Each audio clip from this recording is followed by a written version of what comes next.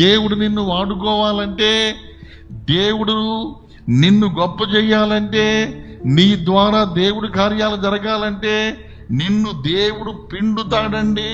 అనేక శ్రమలను పంపించి, అనేక శోధనలను పంపించి, నీలో ఉన్న కోపాన్ని, నీలో ఉన్న క్రోధాన్ని, నీలో ఉన్న అపవిత్రతని, నీలో ఉన్న చెడుని తీసివేయడం కోసము దేవుడు నిన్ను శ్రమల కొలిమిలో నుండి పంపిస్తాడు. స్తోత్ర.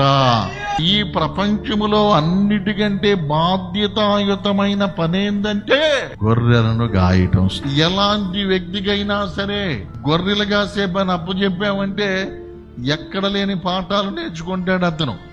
గొర్రెలు గాయటం అంటే సేవ చేయటము. గొర్రెలు గాయటం అంత ఈజీ కాదు. ఒక గొర్రె ఇటుపోయిద్ది, దీనమ్మటి పోతే అటుపోయిద్ది, దానమ్మటి పోతే ఇటుపోయిద్ది. ఉదయం నుండి సాయంత్రం దాకా జాగ్రత్తగా ఉండాలి. స్తోత్ర.